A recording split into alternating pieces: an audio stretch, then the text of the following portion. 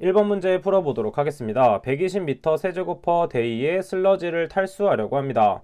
염화 제일철 및 소석회를 슬러지 고형물의 건조 중량당 각각 5%와 20%를 첨가하고 15kg per 미터 제곱 아워의 여가 속도로 탈수하여 수분 75%의 탈수 케이크를 얻으려고 할 때 다음을 계산하는 문제입니다. 첫 번째, 여과기의 여과 면적을 한번 구해보도록 할 텐데, 여과 면적은 문제에서 주어진 여과 속도를 이용해서 구할 수가 있습니다. 자, 여과 속도는 어떻게 표현할 수 있냐면 면적분의 TS의 발생량으로 구할 수가 있는 것이죠. 자, 그럼 첫 번째 TS의 양을 한번 구해보도록 하겠습니다. TS의 양을 구하는 방법으로는 문제에서 주어진 슬러지 발생량과 함수율 그리고 비중을 이용해서 한번 계산을 해보도록 할게요. 먼저 슬러지 발생량은 하루에 120m 세제곱씩 발생된다고 나와 있고, 그 다음에 함수율이 95%이기 때문에 나머지 5%는 TS라는 것을 알 수가 있습니다. 따라서 100분의 5를 곱해주면 슬러지의 양을 TS로 바꿔준 것이고, 그 다음에 부피 단위를 무게 단위로 바꿔주기 위해서 비중위를 밀도로 바꾸게 되면 1g per ml가 되고, 이것을 단위 환산을 하게 되면 1000kg per 미터 세제곱이 된다는 것을 알 수가 있습니다. 따라서 그대로 대입을 하게 되면 1000kg per 미터 세제곱이 돼서 계산기에 그대로 대입을 하게 되면 6000kg per day라는 값이 나오는 것을 알 수가 있습니다. 자, 그 다음에 A 값은 어떻게 구하면 되냐면 여과 속도와 자리를 바꿔주게 되면 되는 것이죠. 따라서 여과 면적인 A는 어떻게 구할 수 있냐면 여과 속도분의 TS로 구할 수가 있는 것입니다. 자, 그럼 그대로 대입을 해서 단위 환산을 해보도록 할게요. 먼저 TS의 양은 6000으로 우리가 구했습니다. 6000kg per day로 주어졌고, 그 다음에 여과 속도는 15kg분의 그 다음에 미터 제곱 곱하기 시간이 되죠. 자, 그 다음 보게 되면 hour와 day를 소거시키기 위해서 24시간은 하루라는 것을 알 수가 있고, 그 다음 최종적으로 염화 제1철 및 소석회가 5%와 20%가 첨가되었기 때문에 1.25만큼 곱해주도록 합니다. 따라서 계산기에 그대로 대입을 하게 되면 20.8333 미터 제곱이라는 값이 나오게 되겠고, 이때 최종적으로 면적 A는 소수점 둘째 자리까지 표현하기 때문에 20.83 미터 제곱이 된다는 것을 알 수가 있습니다. 자, 가 구한 것은 지우고 나번을 한번 이제 구해보도록 하겠습니다. 자, 나번 탈수 케이크의 용적 발생량을 한번 구해보도록 할게요. 자, 그러면 어떻게 구해야 되냐면 먼저 구해야 되는 것은 탈수 전에 고형물을 구해줘야 됩니다. 탈수 전 고형물은 앞에 있었던 여과 면적 중에서 1번을 다시 생각해 보면 되는데 6000kg per day만큼 발생된 것을 확인을 했었습니다. 자, 거기서 뭘 더 추가해 줘야 되냐면 염화 제1철 및 소석회가 추가되었기 때문에 곱하기 1.25를 해줘야 되겠죠. 따라서 탈수 전의 고형물은 7500kg per day가 된다는 것을 알 수가 있습니다. 자, 그 다음에 그럼 우리는 최종적으로 탈수 케이크를 구할 수 있는데, 탈수 케이크를 구하기 위해서 일단 단위 환산이 들어갈 수 있기 때문에 가로로 선을 긋고 시작을 해보도록 할게요. 자, 그럼 먼저 우리가 주어진 것은 탈수 전의 고형물량이 있기 때문에 탈수 전의 고형물량인 7500kg per day를 두고 풀어보도록 하겠습니다. 자, 그 다음은 이전과 마찬가지로 함수율을 이용해서 슬러지의 양으로 바꿔주는 것입니다. 왜냐하면 7500kg per day는 슬러지의 양이 아닌 TS의 양이기 때문이죠. 근데 주의해야 될 점은 위에서 구했던 95%를 활용하는 것이 아니라 탈수 케이크의 함수율이기 때문에 75%를 이용해서 계산을 해줘야 됩니다. 따라서 75%가 수분이기 때문에 25%가 TS라는 것을 알 수가 있고, 그래서 25분의 100을 곱해줌으로 해서 TS를 케이크의 양으로 바꿔준 것입니다.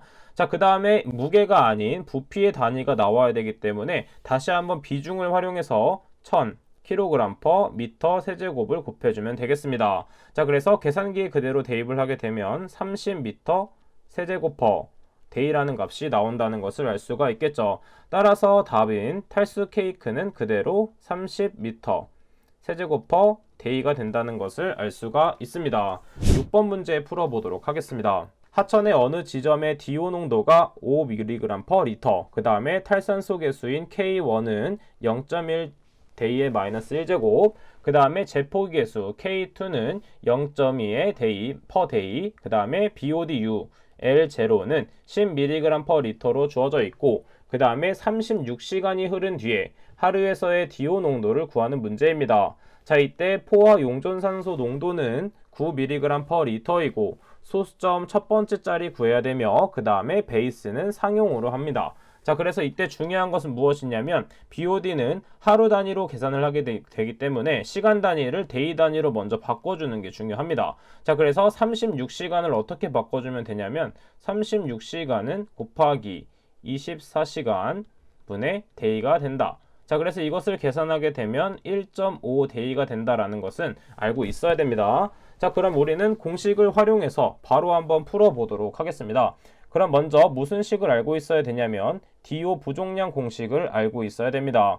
DO 부종량 공식 DT는 어떻게 구할 수가 있냐면 먼저 제포기 개수 K2-K1 탈산소 개수, 그 다음에 K1을 곱해주고 그 다음에 이때 L0를 곱해주는데 이때 L0는 무엇이냐면 BOD 6값, 최종 BOD 값을 대입해주면 됩니다. 그 다음에 베이스가 10이기 때문에 10의 마이너스 K1 곱하기 T제곱, 그 다음에 마이너스 10의 마이너스 K2 곱하기 T제곱, 그 다음에 마지막으로 더하기, 그 다음에 D0 초기 DO 부종 농도 곱하기 10의 마이너스 K2 곱하기 T를 해주면 되겠습니다.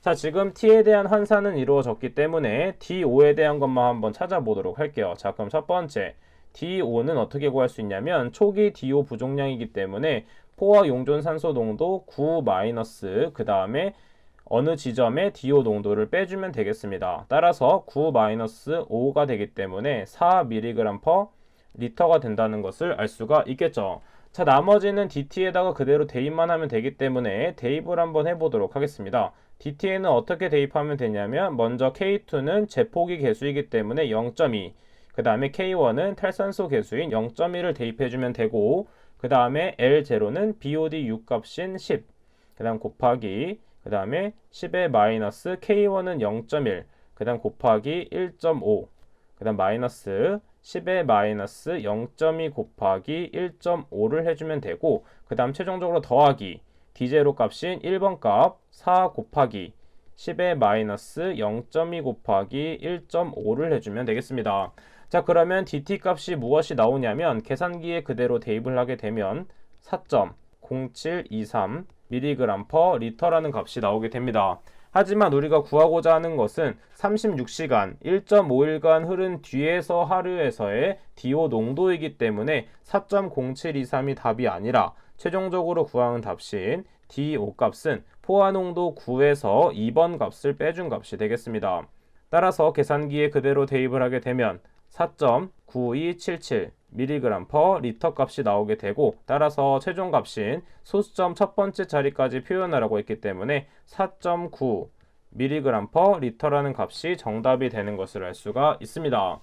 탄소가 5개, 수소 7개, 산소 2개, 그 다음 질소가 하나 있는 BOD와 NOD의 비율이 5대2일 때 비율을 유도하는 것입니다.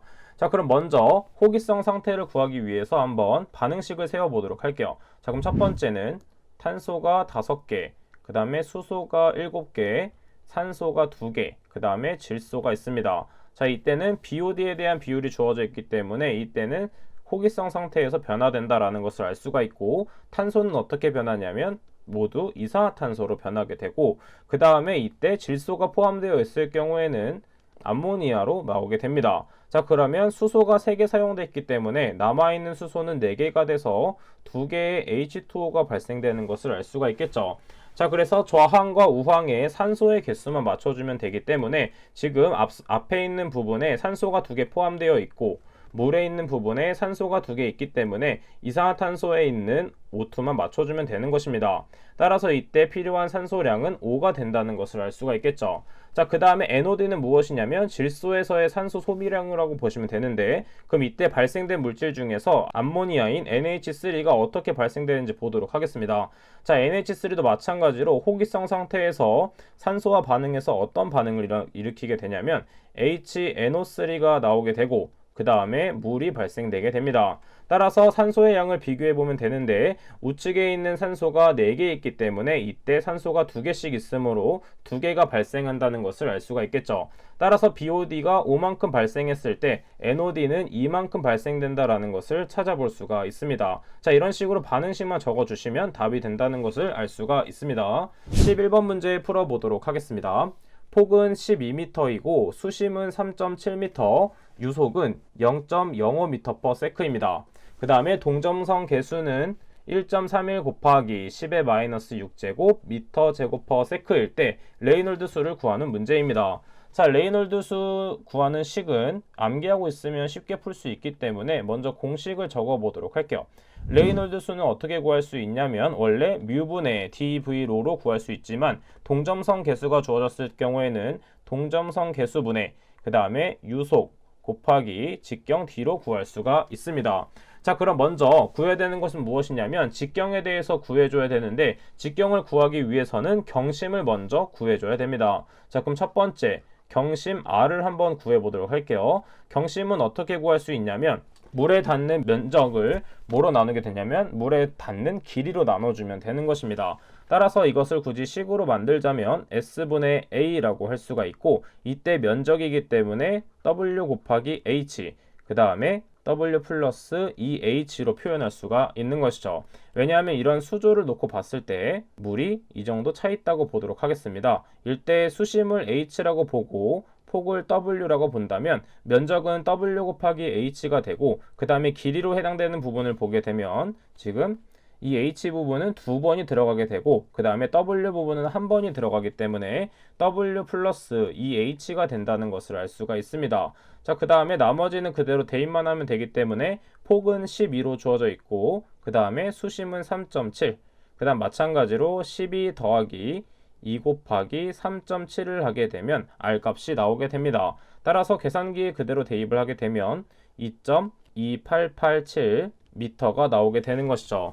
자, 그 다음에 원형관일 경우에 경심은 어떻게 구할 수 있냐면 R은 4분의 D로 구할 수 있기 때문에 D는 4R이라고 볼 수가 있습니다. 따라서 직경은 무엇이 되냐면 1번 값에 곱하기 4를 한 값이기 때문에 9.1548m가 된다는 것을 알 수가 있겠죠. 자, 그 다음에 나머지 인자들은 그대로 대입만 하면 되기 때문에 한번 레이놀드 수를 구해 보도록 하겠습니다. 자, 레이놀드 수를 구하기 위해서 일단 가로선을 긋고 대입을 해보도록 할게요. 자, 먼저 대입할 것은 유속을 대입해 보도록 할 건데, 유속은 미터와 세크 단위로 있기 때문에 환산하지 않고 그대로 대입해 주도록 합니다. 0.05m/s.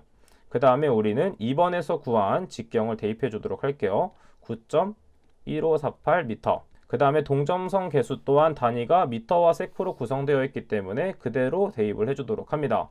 1.31 곱하기 10의 마이너스 6제곱 미터 제곱 퍼 세크가 된다는 것을 알 수가 있겠죠. 자, 그래서 문제에 그대로 대입을 하게 되면 몇이 나오게 되냐면 349,419.8473이 되고, 레이놀드 수는 단위가 따로 없기 때문에 그대로 적어주시면 됩니다. 그 다음 문제에서 별다른 언급이 없기 때문에 소수점 둘째 자리까지 표현을 하게 되면 349,419.85라고 적어주시면 되겠습니다. 18번 문제 풀어보도록 할게요. 수온 20도씨에서 평균 직경이 0.2mm, 비중이 1.01의 모든 구형의 독립 입자를 제거할 수 있도록 침전지가 이론적으로 설계되었다라고 했습니다. 자, 이때 모든 것을 제거했기 때문에 제거 효율은 1이 된다는 것을 알 수가 있고, 구형 독립 입자의 직경 0.1mm, 비중이 1.03일 경우 해당 침전지의 이론적인 제거율을 구하는 문제입니다. 자, 그럼 첫 번째 주어진 것이 기준이 되기 때문에 그것을 기준으로 한번 구해보도록 할게요. 그 전에 먼저 제거 효율은 어떻게 구할 수 있냐면, 제거 효율은 표면 부하율 분의 그 다음에 침강 속도로 구할 수가 있습니다. 자, 그럼 첫 번째 침전지를 이용해서 한번 계산해 보도록 할게요. 자, 1번. 먼저 제거 효율이 1이기 때문에 100%이기 때문에 1은 자 이땐 표면 부하율은 주어져 있지 않기 때문에 그대로 표면 부하율로 대입을 하고 그 다음에 침강 속도 공식을 대입해 보도록 하겠습니다. 침강 속도 공식은 18 뮤 분의 그 다음에 dp 제곱이 되므로 dp 제곱은 평균 직경의 0.2이기 때문에 0.2의 제곱 그 다음에 비중이 1.01이기 때문에 1.01-1 곱하기 9.8이지만 지금은 소거되기 때문에 그대로 중력과 속도로 표현해주면 됩니다. 따라서 이것을 바꿔서 표면 부하율로 넘겨주게 되면 표면 부하율은 어떻게 되냐면 18 뮤분의 0.2의 제곱 그 다음에 1.01-1 곱하기 중력과 속도가 된다는 것을 알 수가 있습니다. 자, 그러면 우리는 표면 부하율에 대한 식을 얻었기 때문에 이것을 이용해서 새로운 침전지에 대한 이론 제거율을 한번 구해보도록 하겠습니다. 자, 그러면 제거율을 어떻게 구할 수 있냐면 한번 보도록 할게요.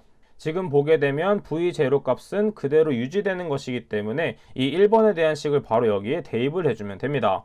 자, 그 다음에 대입해야 되는 것은 무엇이냐면 새로운 침전지의 형태인데 자 18 뮤분의 그 다음에 0.1의 제곱 그 다음에 비중이 1.03이기 때문에 1.03-1 한 다음에 G를 해주면 됩니다. 자, 그럼 이때 소거를 하나씩 해보도록 할 텐데 지금 18뮤와 18뮤는 같이 있기 때문에 소거 그 다음에 G를 소거시켜주면 되는 것입니다. 분모에는 무엇이 남냐면 0.2의 제곱 그 다음에 1.01-1이 남고 그 다음에 분자에는 0.1의 제곱 그 다음에 1.03-1이 남게 되는 것을 알 수가 있습니다. 따라서 계산기에 그대로 대입을 하게 되면 0.75라는 값이 나온다는 것을 알 수가 있고 이것을 퍼센트로 바꾸기 위해서는 곱하기 100을 해서 이때는 75%가 나온다는 것을 알 수가 있습니다. 따라서 정답은 이 침전지의 이론적인 제거 효율은 75%가 나온다라고 볼 수가 있는 것입니다. 자, 해당 영상은 여기까지 하도록 하겠습니다. 저는 그럼 다음 시간에 뵙도록 할게요. 감사합니다.